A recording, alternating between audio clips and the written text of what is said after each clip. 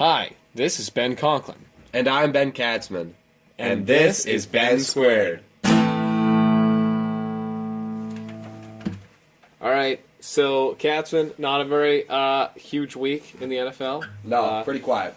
As it is the second week of the offseason, we did choose to start this podcast right in the beginning of the offseason, so not a lot that we should be expecting, but, you know, all that's going to happen is things are going to get more interesting as we go out each week. Headliner this week, there actually has been a decent amount for the offseason. Giants release Victor Cruz and Rashad Jennings. Katzman, where is Victor Cruz going to sign? Well, certainly a tough decision. There are a lot of teams with uncertain futures at wide receiver. You know, I think it's important to put this in context here. Victor Cruz is no longer a Pro Bowl player.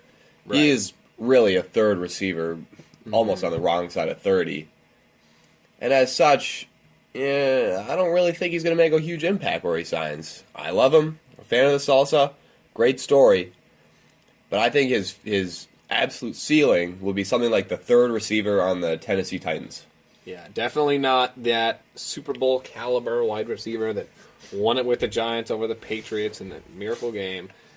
I am thinking, yeah, he's not he's not a big fish in the market right now. He's honestly, I could see him in like maybe just a bit above like Pierre Garçon. Yeah, but as far as a team, certainly well below Pierre Garçon.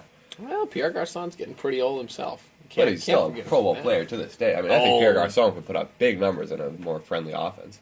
Well, we'll have to see about that one. It's a point of contention there. Contention. Victor Cruz, I think, you know who could use a wide receiver or two right now? San Francisco 49ers. Oh, those 49ers. I wouldn't be surprised to see, Kyle Shanahan picks him up. He's still a pretty quick guy. You know, that terrifying injury, patellar tendon rupture, hard to come back from. But there were flashes last season we saw of a pretty good player. And like you're saying, he's not going to be the best. But on a team like the 49ers, that could be a wide receiver too. Pretty easy for you. You saw what Colin Kaepernick did with Vance McDonald. Oh, Vance McDonald, we could all pretty much agree has, little to almost no receiving talent. Right. Awful player. Jeremy Curley, too. I mean, these guys are just jokes. And with respect. With respect. Of course with respect. Always with respect. We don't want any of these players angry at us or our podcast. Yeah, just in case they hear it. Just in case they come across our podcast and they're looking through the top charts on iTunes, which will soon be on iTunes. Don't worry. To our YouTube listeners, we'll be making our way out to that platform at some point, just for your listening convenience. And then, the lesser talked about of those two there, Rashad Jennings, only $3 million is what it cost the Giants to keep him. They didn't even want him for that little price. What do you think? Interesting decision. I mean, clearly they're going to trust the backfield to the emerging rookie Paul Perkins, picked by many to be a sleeper in the draft. Whether Paul Perkins is ready to handle an every down load is yet to be seen. I think Rashad Jennings is still a pretty valuable depth piece. I'm frankly pretty surprised the Giants didn't keep around for a bargain salary like that. Yeah, I wouldn't be surprised seeing him go to really any team that doesn't have a clear-cut, you've got teams like the Vikings where they're trying to figure something out with Jarek McKinnon and Matt Asiata. Yep, Vikings would be a great fit. Just throw another one in there. Why not? It looks like the Browns are pretty set with Isaiah Crowell, but just really any team. He could go a lot of places. It'd be impossible to say where. Maybe he even goes back to the Giants for a little pay cut. That is another possibility for Victor Cruz too. I think we shouldn't even consider. We shouldn't forget about that. Yeah, certainly valuable players, both of them. So what's the next thing you got, Katzman? What's been going on other than that? AFC news. Big news here. Jaguars are trading Julius Thomas to the Fins for a late round pick. And curiously enough, the Fins are going to send Brandon Alpert to the Jaguars for a late-round pick. So basically this is looking like JT for Brandon Albert. And you know what? To me, it just looks like a fantastic deal. Conklin, any thoughts on this? I think Julius Thomas, a little bit washed up. He used to be a fantastic tight end for the Denver Broncos in that record-breaking season before they were destroyed in the Super Bowl by my Seattle Seahawks. He's a tough one. He's been getting hurt a lot. I mean, injured reserve last year. Just inconsistent on and off the field. can't really get it together. Hasn't played full-time. 16 games in a while. No, he hasn't. But also, it's important to remember he had Blake Bortles thrown to him. Yep. Who, I mean, if talk about regression in a quarterback, I mean that guy. There were thoughts that he could really make the leap this last season, and it just didn't happen at all. The mechanics were so awful. Yeah, It mechanics regressed just deeply. hard to watch at times too. You watch those replays of him trying to throw a ball to Allen Robinson, who's wide open on a nice out route, and he just throws to the turf. You couldn't even catch it if he had hands on his feet. But very true. But yeah, I think this is a good deal for the Jags. Getting a little more security at offensive line, take a little of the pressure off Blake Bortles, and Julius Thomas just wasn't a fit there. And hey, Miami, I don't know what they must like what they got with Jeremy Tunzel there. Yeah, perfect opportunity to kick their early first round pick out to tackle, where I think we all agree they'll be the best fit. He's a franchise left tackle, generally viewed as one of the top 3 players in the draft last year until he had the off-field concerns, the gas mask smoking deal. Right before the draft. Mysterious circumstances, that one. Yep, and the Jags also get a big line shore up. Luke Jockel or Yakel. Regardless, he didn't work out. And I think maybe one might try and attribute some of Blake Bortles' throwing difficulties to inconsistent line play and bad confidence in his line. And then you look at the other way, with Julius Thomas. I think that's a huge acquisition for the Dolphins. People forget that, the offensive coordinator of the Denver Broncos in those years that Julius Thomas was putting up 12 touchdowns, 800 receiving yards was actually Adam Gase. I think if anybody's going to get the best out of him, it might be him. That's true, yeah. And, for a team that was throwing at Kenny Stills, who, I don't have much faith in Kenny Stills. It's a niche player. You got Jarvis Landry, sure, but, hey, Devontae Parker. Jordan Cameron didn't really pan out very well. Didn't they trade Devontae Parker, or was that... No, I'm thinking of a different player. Anyways, other news. Darelle Revis. Darelle Revis, apparently, something has just gone off the rails. I don't know if there's anyone was left thinking he was the best corner in the league. Maybe you've been in a coma since, 2014, 2013, and you've just woken up. Well, Darelle Revis is not the player he once was. Not only is he playing like a mediocre, possibly even terrible corner, he is now committing crimes. I don't remember the specifics, but I believe 4 counts of assault, I think. A few felonies mixed in there, yeah. Conspiracy of terrorism, some sort. Now, how serious those charges are, we remain to see.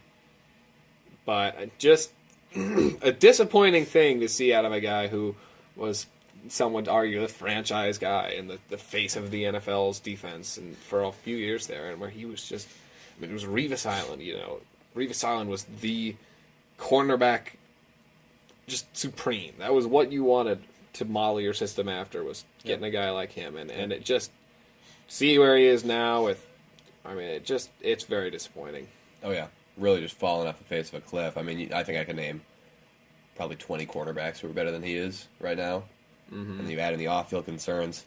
A little bit of talk of him returning home and playing for the, the Steelers, my Steelers. I think that's completely trumped up. I don't really see Revis fitting in anywhere, frankly, right now. Yeah, sticking with the Jets would be the best bet because, that's just where he's played most of his career, and if anywhere if he's gonna get his life back together anywhere, it'll be on the Jets. But this could lead to an easy suspension. This could lead to a lot of problems for the guy. Do you see him being cut? What are the numbers there on him getting cut? What's that going to do to his salary?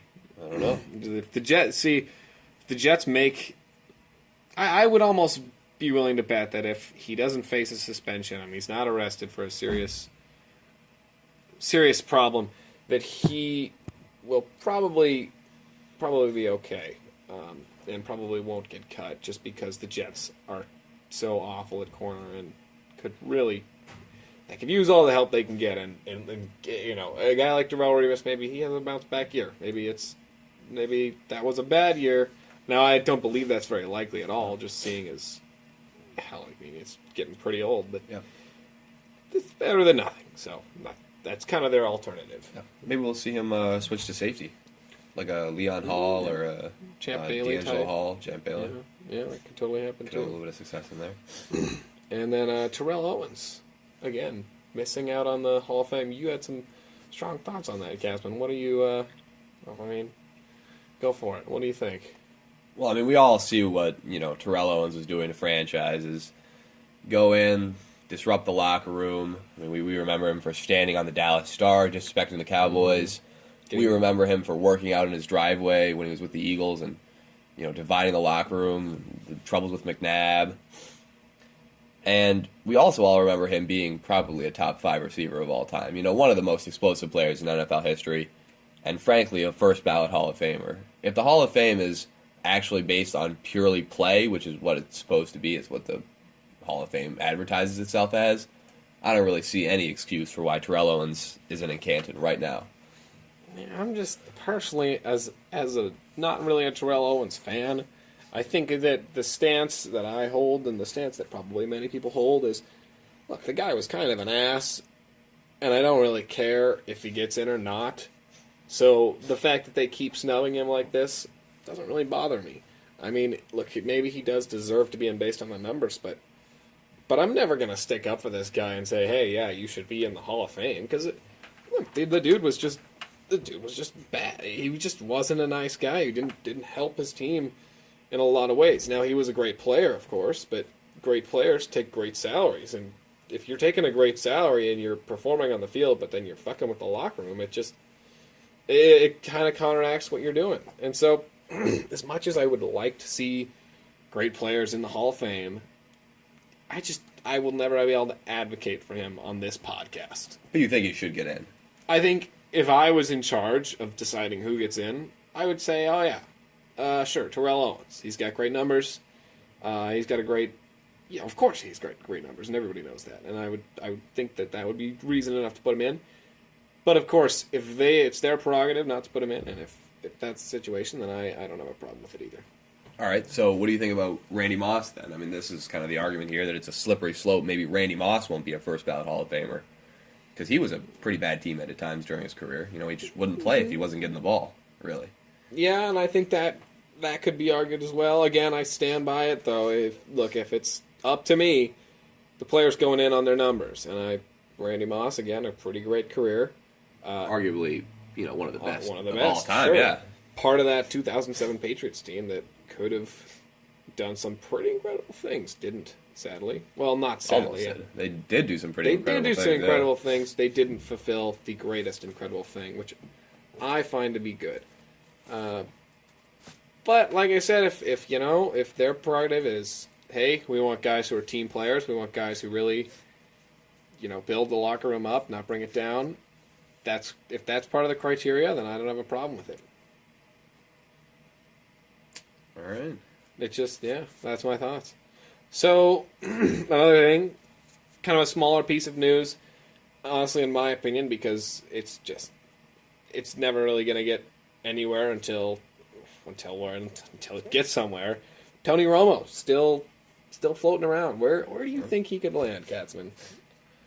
Well, obviously, there's a lot of landing spots. I mean, there are like 3 or 4 teams right now that just need one quarterback to really kind of contend. I mean, chief among them being probably the Texans.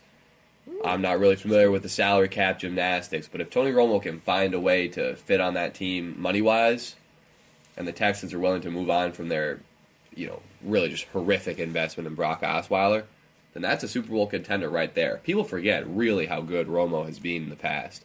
One of the best quarterbacks ever at moving within the pocket. Just such a great presence in there. True, yeah. That'd be a very ironic turn of events, I think, too. Just to see, the great Texas, Dallas Cowboys, they go around with Tony Romo, their man's man, and then all of a sudden you've got him cut and now playing for the other Texas team, the Texans. And I think the whole state of Texas could appreciate that one a bit. But I also think we shouldn't forget about the Denver Broncos, because that's a team that could really use a quarterback now. I mean, that defense was built up to be win now, don't worry about tomorrow. We saw them get that Super Bowl 2 years ago. It was a great win for them. But, if their window they're already pretty pressed on that salary cap, and if their offensive line keeps falling apart like it has been, they're going to completely miss their window. So that defense is only going away. That's true as well. It's not in the up. No, yeah, no, it's either it's getting picked apart by teams like the Jaguars signing, I believe, Malik Jackson last year, yeah, or it's just other players getting older. I mean, DeMarcus Ware is he's not going to be in the league in 2-3 years. Hell, maybe we'll see. He might even not make it through the next year. But they need a quarterback now because Trevor Siemian, he's not, he's no Cody Kessler, or he's no Ryan Fitzpatrick. No Fitzpatrick or no. No, Siemian's a service. No Blaine Gabbert. It's not his fault that the team is capitulating games. Sure, and then the offensive line is really just become bad. Pretty awful. The run blocking was absolutely horrendous last year. That was just some of the worst in football.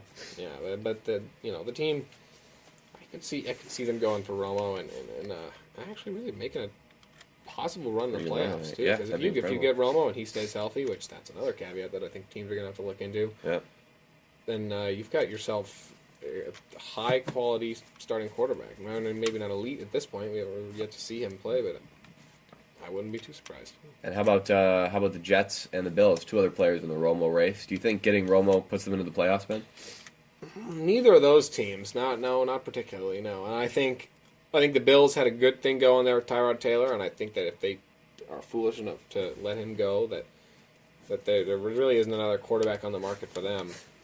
And the Jets, I mean, we both know that the Jets are just miles away from any playoff contention. Like, just look at them last year. It was just this Calvin Pryor business of just letting, just forgetting that there are players on the field that he's trying to be stopping, and just disappointing play out of the Jets, who last year or the year before this most recent season were really good. Beat the Patriots in overtime. Oh yeah. After that Bill Belichick overtime deferring decision. The terrible, that was a little miscommunication there, but like, that was a team that was totally capable of going to the playoffs and winning a game, maybe two, but no, that's not what we saw. No, not last year. Just a real hard time to be a Jets fan, like always, because I mean, you got those. You did win Joe Namath in a great upset game, but you're always going to be living in the shadow of Eli Manning and his 2 Super Bowls. That's what a small shadowy cast nowadays. Well, yeah. So the team itself has, I believe, 5 Super Bowls, don't they? The New York Giants, maybe 4. No, not 5. It's 4, 3 or 4. It's at least 4. They're out there. And Deshaun Jackson hinting, I think, at a Philadelphia return. We might have talked about this last week. It's kind of just been floating around. I mean, he's been with the Redskins for 2 seasons now, and Kirk Cousins has developed, sure, but I don't know. Yeah, I'd like seeing him in Philadelphia. What do you think? Like I think when we discussed this last week, I mentioned that some of my favorite teams of all time, were the Shady McCoy, D-Jax Eagles. Mm-hmm. Jeremy Maclin, too. Jeremy Maclin and those, yeah. I mean, they were just, extremely explosive. And Deshaun Jackson really just still has it. He does. I think.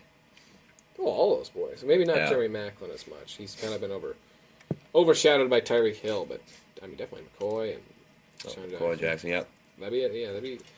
It'd be interesting to see him go back to Philadelphia. It'd be a good reunion to see, yeah. Carson Wentz needs some weapons. He does. He definitely does. Jordan Matthews is definitely not a number 1 receiver. He's an interesting slot piece, but... I can't think of a single team where you put that guy in at number 1, and he sits there. Titans. And 49ers. Okay. Sure. But not for long. He wouldn't be a functional. Like, he would never... I can't think of a team where he would work well in that offense at number 1. No. And then you were talking something about Myles Garrett there. Yeah, the whole Myles Garrett wants to get picked by the Cowboys at number 1 overall. Really, just a kind of a crazy shot in the dark there by Myles. I don't really understand what he's playing at here. Yeah, that doesn't sound right to me. I don't. Last time I could think of someone trading up that far from that low in the draft. The Saints did it once, didn't they? They traded all their draft picks to go up and. Was that for Ricky Williams? I believe it was. Yeah. Run Ricky. I mean, I don't really see that as professional. Maybe it's just Miles having a little fun. I don't want to get on his back for it. I don't think it really hurt anybody, but Sure. I certainly, if I'm in his position, I'm not alienating the other, 15 teams who are very, very, very prepared to make me a millionaire and, the face of the franchise, namely the Cleveland Browns. That could be a fantastic franchise for Myles Garrett to show up in. There's a lot of players, though, that, they don't want to play for the Cleveland Browns, but realistically, this guy's not going to drop further than, the top 4? I don't think he'll fall. If he falls past number 1, I would be surprised. What are the top 4? Who are the top 4 teams? It's Browns, 49ers, Bears. Bears, that could be an interesting team. Chargers, maybe? Chargers, yeah. Jaguars. Oh, wow. If he landed with the Chargers, that'd be incredible. Him and Joey Bosa. I just don't see it happening. I don't think frankly, Trubisky's really the only quarterback worth a first-round selection in this draft. That depends on the evaluator you ask. But even then, taking a mediocre one-year starter quarterback prospect over, what really amounts to Von Miller, Sure. that would be just a head-scratcher. Sure. And then, in Seahawks news, interesting little piece of information here. As a team, as you know, have not had great success with the offensive line in the past few seasons.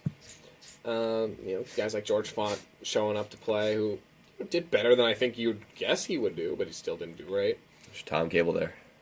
Tom Cable trying to make it work, not working as well as he would like it to.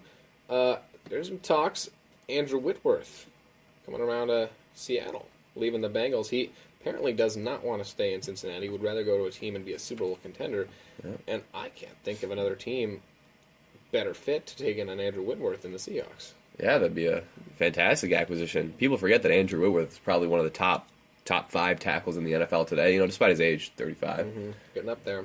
Yeah. But if you're at the end of your career, looking to make something out of nothing, just Bengals aren't going to the Super Bowl anytime soon. So you can either stay there, you can go take a shot on the Seahawks, or I don't know what other top tier teams. Maybe the Patriots, but I don't think they're looking for an Andrew Whitworth type guy. Their offensive line is pretty solid, and the Falcons too. They got a nice setup there.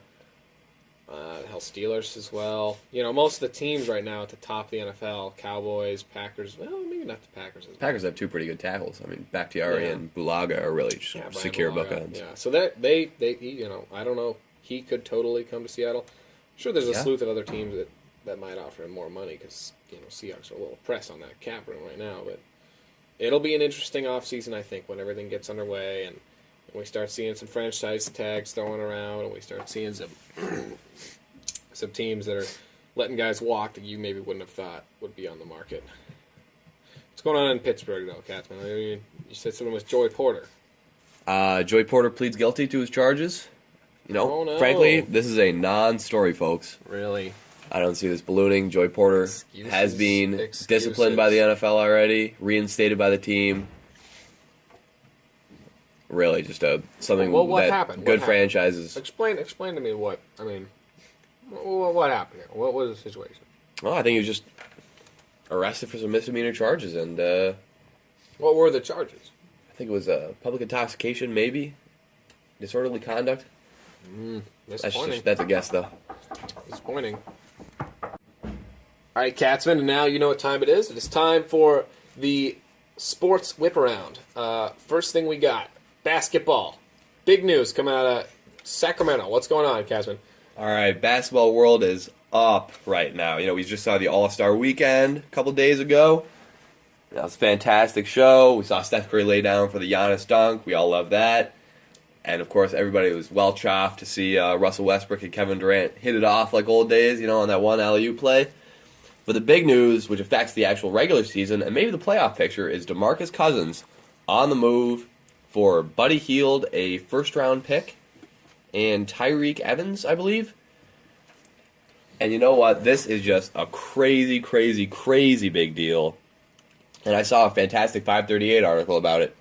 But the Kings absolutely got fleeced. I don't see any reason why they would need to make this trade. They have a massive advantage of re-signing DeMarcus Cousins. They can offer him like $25 million more than any other team. And even if they wanted to trade him, even if they thought it was time to move on from him, there were teams offering better packages than, Boogie. I mean, you could argue that maybe they valued Buddy Hield really highly because he's kind of in the mold of the shooting guard the Kings liked. Your Nick Stauskises, your Ben McLemores. But those players haven't worked out in recent years, and we don't really see Buddy Hield hitting it off in the NBA. Now, in terms of fit here, I really like the fit. A lot of people think that two high-usage big men can't, work together in today's NBA. But we see Anthony Davis do a lot of his damage from the mid-range jumper area. He shoots a lot of those. Sure. And he's proficient from the post. And we see DeMarcus Cousins, shoot more threes. He doesn't really go into the mid-range anymore at this point in his career. He's kind of evolved his game to be more of a three-point shooter and obviously a bruiser down low. So the Pelicans have really a multifaceted threat from the front court. And I think they can make some pretty big noise in the playoff race. Other teams active in the market right now, the Celtics are still looking to acquire that superstar wing. There's links from them to Jimmy Butler, an explosive, mercurial player, really tough, classic, modern Chicago Bull. Whether he can fit in that laid-back Celtics locker room is another story. Whether the Bulls are, even willing to let him go. But I think the Celtics have a fantastic, cupboard full of assets. If they really want to swing this deal, Danny Ainge can make it happen. The Nuggets are also in play for Paul George. I think it'd be a real head-scratcher for the Pacers to let him go. What a superstar drafted by Larry Bird in that front office. Mm-hmm. But you know what? The Nuggets have one of the best young players in the NBA, and, many could argue one of the best young players really in NBA history. I mean, Jokic is just having an incredible season. We call Kristaps Porzingis the unicorn, but sure. Jokic is probably the most unique player in the NBA outside of Giannis and LeBron. And they add Paul George to that core. That's a scary, scary, scary team. That's it for basketball, yeah. Yeah, you know how I feel about this whole thing. Look, I'm sorry, I was seeing pictures of this. People were trying to do that trade the Kings did in NBA 2K, and the game wouldn't let you do it because it was too unfair, or the Kings wouldn't accept it. Horrendous trade, really. Just really hard to believe that really just happened. Yeah. And don't forget, folks, the pick the Pelicans trade away is top 3 protected.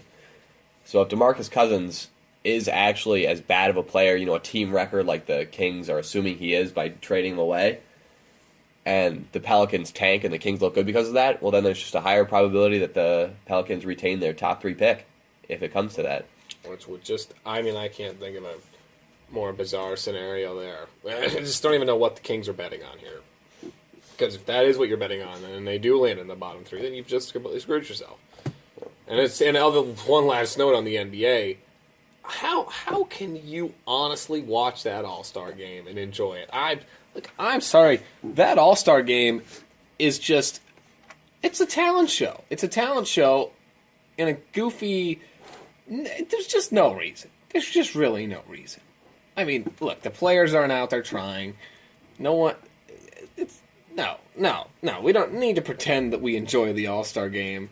If I wanted to watch cool dunks, I could go, look up YouTube highlight reels of guys doing it in actual games rather than just watching, LeBron James drive the rim. And everyone just runs away from him because they're like, oh, well, it's the All-Star game. No one's really trying.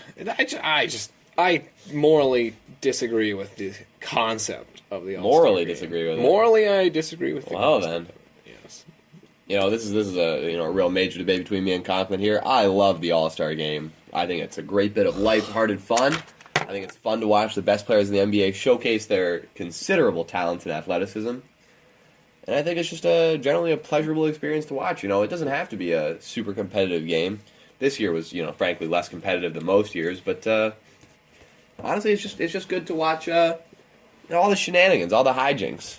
Okay, all the good stuff. It doesn't have to be a scrutinizable, a real important game like it is in the MLB. Well, it was. It was in the MLB, yeah.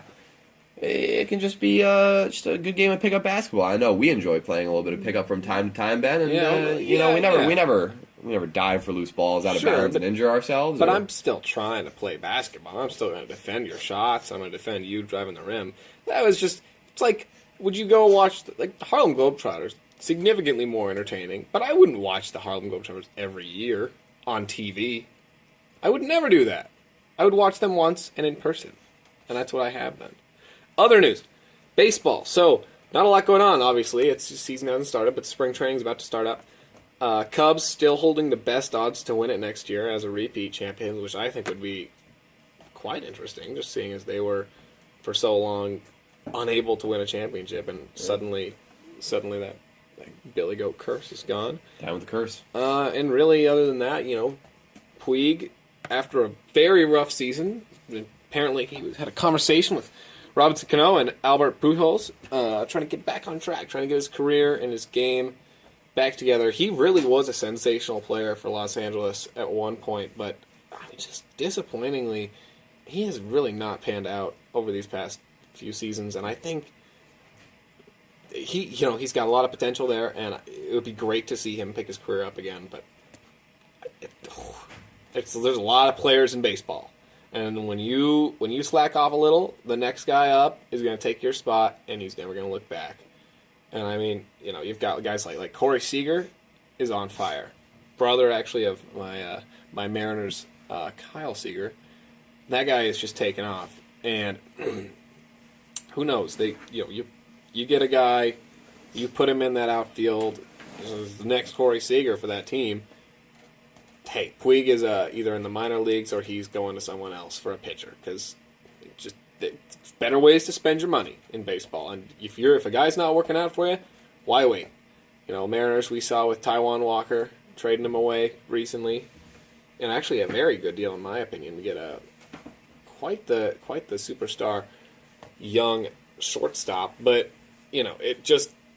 it's not reasonable that this guy who was so good is just not living up to his potential like this. And if he really wants to stay in this league doing well, especially with the Dodgers, he's going to have to figure it out sooner than later. Can you give us a quick win-loss projection on the Toronto Blue Jays?